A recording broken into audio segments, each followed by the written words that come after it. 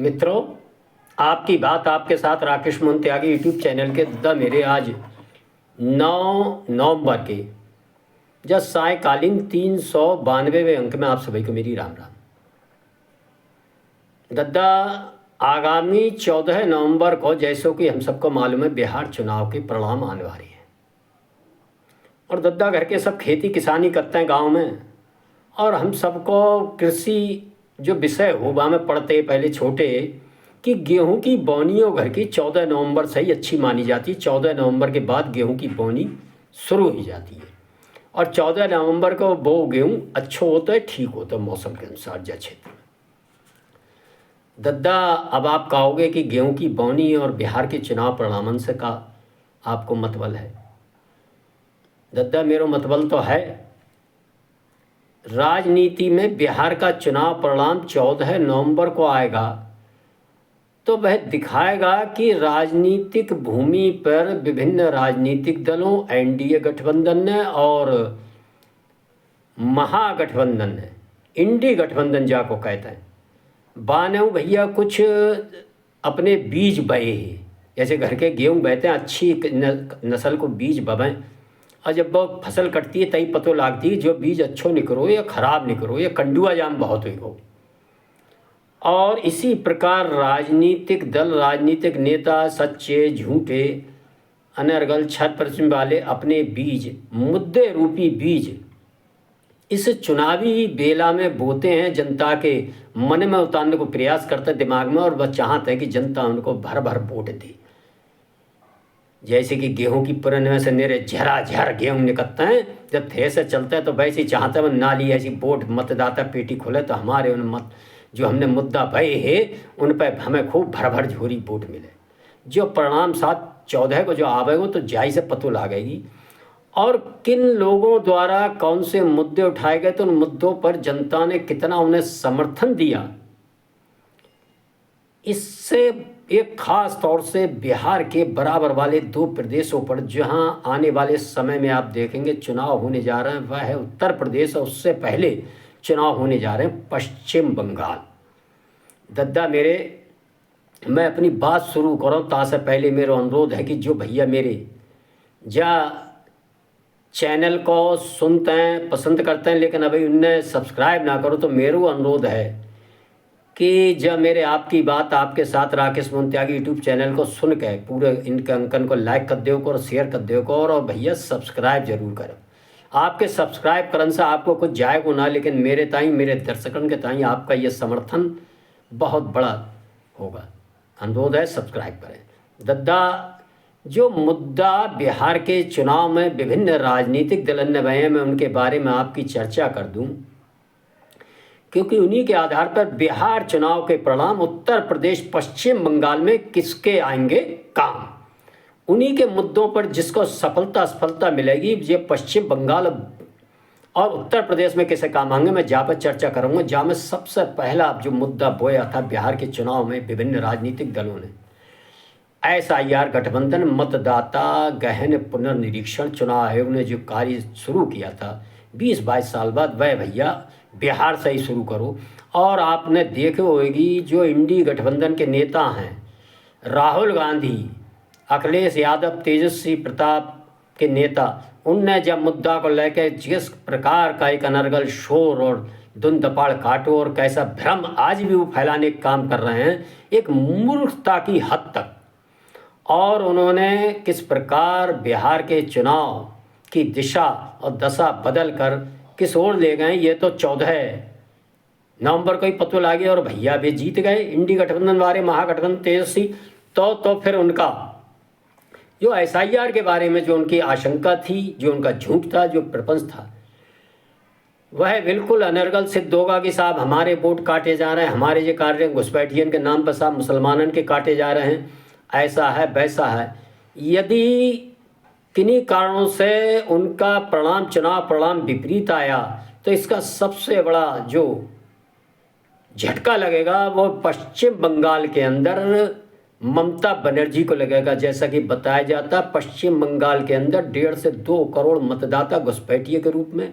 Bangladeshi घुसपैठिया, Rohingya घुसपैठियों के रूप में बड़े लंबे समय से वहाँ की राजनीति में, वहाँ की मतदाता सूचियों में 2003 के बाद जड़ें जमाए बैठा है। ऐसे मतदाताओं को इस SIR के माध्यम से जो बाहर निकालने का काम होगा, जिससे चुनाव परिणाम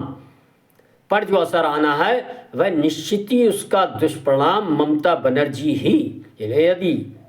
इन SIR के शोर शराबे के बीच बिहार का चुनाव परिणाम इंडी गठबंधन के पक्ष में आता है तो इसका सबसे बड़ा लाभ जो होगा वह ममता बनर्जी को ही होगा। एक जो हवा इन लोगों ने करा था SIR के लिए कि साहब आपके खिलाफ ही जाएगा, वह हवा निकल जाएगा। मित्रों, इसके बाद जो दूसरा बीज जिसकी कसौटी होना है, जो गेहूं के बीज जैसे खेतन में मैंने फिर शुरू में बताई बहुत जाता भाई कसौटी होती है, वो है MY गठबंधन। और MY गठबंधन का सबसे बड़ा जो क्षेत्र है वह है उत्तर प्रदेश और बिहार ही है। मित्रों, बिहार के अंदर यादव मतदाता, मुस्लिम मतदाताओं की जो सम्मिलित शक्ति है वह उत्तर प्रदेश के MY गठबंधन से कहीं ज़्यादा है। और वह लंबे समय से खासतौर से यादव मतदाता बिहार के अंदर लालू प्रसाद यादव व उनके परिवार के साथ जितनी मजबूती से जुड़ा हुआ है, वह भी कहीं ना कहीं उत्तर प्रदेश में समाजवादी पार्टी के साथ इतनी मजबूती से नज़र नहीं आता। मित्रों, लेकिन इसके बाद भी लंबे समय से 20 साल हो गए, राष्ट्रीय जनता दल अभी तक कभी पूर्ण बहुमत तो छोड़िए, मिली जुली सरकार केवल 2.5 साल को बीच में छोड़ दें, नीतीश जी के साथ आए थे, चुनाव सत्ता की देहली पर नहीं पहुंच पाया है। ये जो MY गठबंधन है बिहार में तो ये कसौटी पर है इन चुनाव परिणामों 14 नवंबर कहेंगे, लेकिन उससे ज़्यादा कहीं ना कहीं ये कसौटी पर कसा जाएगा उत्तर प्रदेश के आगामी 27 के चुनाव। मित्रों, 24 के चुनाव में समाजवादी पार्टी के नेता अखिलेश यादव को मिली अप्रत्याशित सफलता जितना राजनीतिक पंडितों को चौंकाती है, और लेकिन वो चौंक भी पूरी तरह नहीं पाए थे। लेकिन उसके बाद होने वाले उपचुनाव में समाजवादी पार्टी की अपनी MY जो गठबंधन है उसकी महत्वपूर्ण शक्ति जिन सीटों पर रहती थी, उन सीटों पर उनकी करारी हार और जमानत जब्त होने का जो घटनाक्रम तुरंत हुआ था, वह भी एक हम लोगों को भूलना नहीं चाहिए। और निश्चित ही कहीं ना कहीं उन उपचुनाव के परिणामों से समाजवादी पार्टी को जो बढ़त 27 के चुनाव में और 27 से पहले जो उनका मनोबल बढ़ना चाहिए था वह बहुत तेज़ी से घटा है। और अपने MY गठबंधन व अन्य मुद्दों को परखने के लिए उत्तर प्रदेश में समाजवादी पार्टी के नेता अखिलेश यादव, जो उत्तर प्रदेश की सत्ता में आने के एक प्रबल दावेदार के रूप में अपनी भूमिका रखते हैं, वह जिस प्रकार बिहार के चुनाव में पूरी तरह से सक्रिय हैं, उतनी सक्रियता तो उन्होंने 22 का चुनाव हारने के बाद उत्तर प्रदेश में नहीं रखी है। 24 का चुनाव में सफलता प्राप्त करने के बाद और उपचुनाव में करारी हार के बाद भी उन्होंने उत्तर प्रदेश में अपनी सक्रियता इतनी नहीं रखी। वह केवल ट्विटर खेलते हुए रखले और क्षमा करें राहुल गांधी जी के नेतृत्व में अपनी राजनीति जिस तरह से चलाते रहे हम सब ने देखा है। लेकिन उनका जो बिहार के चुनाव में जो सक्रियता है वह कहीं ना कहीं उसी प्रकार है। दद्दा मेरे जैसे घर के छोटे छोटे स्कूलन में पहले छमाई इम्तहान होते, तो छमाई इम्तहान में जो घर के इनको नंबर मिले करते भैया, तो मास्टर साहब ठाड़े करके दिखाते हैं कि देखो तुम्हारी कितनी कमजोरी है और तुम तो सालाना इम्तहान में जरूर ही फेल होगे अगर नहीं पढ़ोगे। तो जो विद्यार्थी उनकी इस चेतावनी को समझ जाते थे तो वह अपनी तैयारी मजबूत करते थे और फिर 6 महीने बाद 3 महीने बाद फिर इम्तहान होते तिमाही, तो 3 महीने बाद सालाना होते। मित्रों, बिहार का चुनाव अखिलेश यादव समाजवादी पार्टी के लिए बिल्कुल छमाई के बाद तिमाही बार हुआ है। अब बस 3 ही महीना है मान लो ऐसे, और इस समय भी अगर उनके लिए परिणाम मन माफिक नहीं आया तो आप निश्चित जानिए जितना बड़ा झटका तेजस्वी यादव को नहीं लगेगा, एक परिणाम विपरीत आए बिहार में, उससे बड़ा झटका समाजवादी पार्टी व समाजवादी पार्टी के MY गठबंधन के समर्थकों को लगेगा। मित्रों, उत्तर प्रदेश के अंदर बिहार के मुकाबले यादव मतदाता समाजवादी पार्टी व अखिलेश यादव से उतनी ज़्यादा मजबूती से नहीं जुड़ा हुआ है जितना लालू प्रसाद यादव उनके परिवार के साथ बिहार में जुड़ा हुआ है। उत्तर प्रदेश का एक बहुत बड़ा वर्ग तो नहीं, लेकिन मैं ये जरूर कहना चाहूँगा, एक छोटा वर्ग जो पढ़ा लिखा है, समझदार है, वह निश्चित ही मनन चिंतन मंथन करता है कि आखिर यादव समुदाय को, यादव वर्ग को समाजवादी पार्टी की राजनीति के साथ जोड़ने के बाद लंबे समय से उन्होंने क्या खोया है, क्या पाया। वह देख रहा है कि वर्तमान सरकार में उसके राजनीतिक हितों को कहीं नुकसान नहीं पहुंचा रहा और उसके लिए नौकरी हो या सरकारी योजनाएं हो, जिस प्रकार बिना किसी भेदभाव के और बिना खर्ची पर्ची के समाजवादी पार्टी के हों, चाहे वह किसी भी राजनीतिक दल विचारधारा से रखते हों, उनके नवयुवकों को जिस प्रकार से सरकारी रोजगार व अन्य रोजगारों में सहभागिता करने का अवसर मिल रहा है, वह उनके लिए एक आश्चर्य का विषय है। और इन सब चीज़ों के कारण वह भी कहीं ना कहीं अपनी रणनीति पर विचार कर रहा है और बहुत बड़ा उसमें से तबका पढ़ा लिखा विकास की राजनीति के साथ, सुरक्षा की राजनीति के साथ, न्याय हित पर और गरीब हित की राजनीति के साथ चलने का मन पिछले चुनाव से धीरे धीरे बना चुका और इन उपचुनाव के परिणाम भी दिखाते हैं कि वह गतिविधि तेज चल रही। मित्रों, इसके बीच यदि 14 नवंबर को बिहार का चुनाव लालू प्रसाद तेजस्वी यादव इंडी गठबंधन के पक्ष में आया तो निश्चित ही उत्तर प्रदेश के अंदर इसका बहुत बड़ा सकारात्मक परिणाम कहीं यदि आएगा तो वह समाजवादी पार्टी के नेताओं, उनके समर्थकों, खास तौर से एम और बाई गठबंधन जो समाजवादी पार्टी के साथ मजबूती से जुड़ा हुआ अपने को महसूस करता है, उसके अंदर आएगा और उनको भी उसी प्रकार वह भी नारा लगाने लगेंगे कि अब भैया की सरकार 27 में आ रही है। और वो जिन कार्यों के लिए, जिन सपनों के आधार पर भैया की सरकार को आता हुआ पसंद करते हैं, उनके सपने, उन कार्यों को, अपनी कार्य पद्धति को कैसे लागू करेंगे वो सरकार आने के बाद, उसके बारे में चर्चा, विचार विमर्श और एक सुखद वातावरण वह अपने लिए महसूस करेंगे। लेकिन उनका जो, उनके लिए जो वो सुखद वातावरण महसूस करेंगे, वह शेष समाज, शेष उत्तर प्रदेश की जनता उसको किस प्रकार महसूस करेगी, ये भी एक देखने वाला दिलचस्प नज़ारा होगा। मित्रों, कांग्रेस के नेता, इंडी गठबंधन के नेता राहुल गांधी के नेतृत्व की कसौटी पर भी ये 14 नवंबर को आने वाले चुनाव परिणाम दिखाएंगे और कसेंगे कि आखिर गेहूं का बीज में जो राहुल गांधी रूपी बीज है, जो बिहार के चुनाव में SIR के मुद्दे को लेकर जिस प्रकार उन्होंने एक अनर्गल झूठा प्रोपगंडा खड़ा करके एक यात्रा, वोट चोर गद्दी छोड़, इस प्रकार के झूठे नारे जो उन्होंने लगाए थे, वह भी कसौटी पर कसे जाए। यदि वह और उनके नेतृत्व में इंडी गठबंधन बिहार के अंदर सफलता प्राप्त करता है तो आप देखेंगे कि राहुल गांधी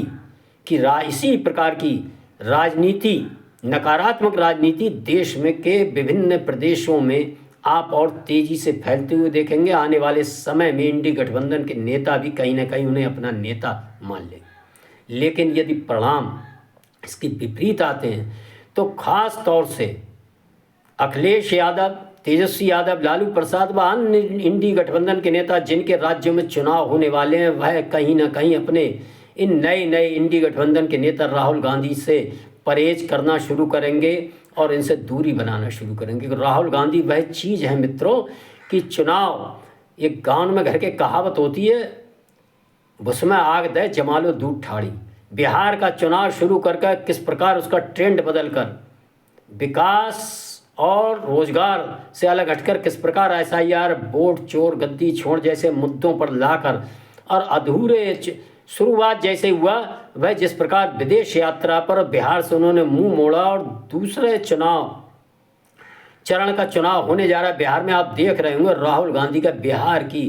कहीं राजनीति में पता सिरा नहीं है और वह मध्य प्रदेश में अपनी पार्टी को दिग्विजय सिंह के नेतृत्व में मजबूत करने के अभियान पर लगे हुए हैं और बिहार की ओर पलट कर भी नहीं देख रहे हैं। वह अपने गठबंधन के नेताओं को जिस प्रकार वह मझधार में छोड़कर भागते हैं, यह उनकी कार्यशैली को दिखाता है। मित्रों, इस 14 नवंबर का जो चुनाव परिणाम आएगा, मैंने दद्दा कही कि जो छमाही इम्तहान, ना छमाही के बाद तीसरे इम्तहान, यदि इनमें जिसने भी सुधार ले लिया तो वह सालाना आने वाली सालाना परीक्षा में विशेष मार्क्स के साथ पास होगा। और वह देखेंगे खास तौर से पश्चिम बंगाल के अंदर एनडीए गठबंधन भारतीय जनता पार्टी के लिए एक बहुत बड़ी संजीवनी देने का काम करेगा। और उत्तर प्रदेश के अंदर भी वह भारतीय जनता पार्टी को लगातार तीसरी बार सरकार में आने में सहायक होगा। और यदि परिणाम इंडी गठबंधन के पक्ष में आए, जैसा कि मैंने कहा था, तब समाजवादी पार्टी के लिए उनके मनोबल बढ़ाने में जिस प्रकार भयंकर रूप से सहायक सिद्ध होगा, वह भी हम सब आने वाले समय में देखेंगे। आइए हम सब इंतजार करते हैं कि जो गाँव में घर के बोनी शुरू करेंगे गेहूं के अच्छे बीजों से, मेरा कहना है हम अपने गेहूं की बोनी 14 नवंबर से शुरू करें, तथा साथ ही साथ अपने गेहूं बैठवाए। एक नज़र, चौधरी चरण सिंह कहते हैं कि एक नज़र खेत पे तो एक नज़र प्रदेश की राजनीति पे, गांव का गरीब किसान झुग्गी झोपड़ी के इंसान को जरूर रखना चाहिए। ये नज़र भी रखें कि आखिर किन मुद्दों पर जो बहे थे बिहार की राजनीति में, बिहार के चुनाव में, वह बीज कैसों निकलो और उसके क्या परिणाम उत्तर प्रदेश और पश्चिम बंगाल में होने जा रहे हैं, आप सब देखेंगे। इसी आशा विश्वास के साथ मैं अंक में दद्दा मेरे अपनी वाणी को विराम देता हूँ। आप सबसे एक बार पुराना अनुरोध कि इनको लाइक करें, शेयर करें इस चैनल को, और जिन्होंने नहीं किया वो सब्सक्राइब भी करें। धन्यवाद। जय श्री राम, जय श्री वाल्मीकि भगवान, भारत माता की जय।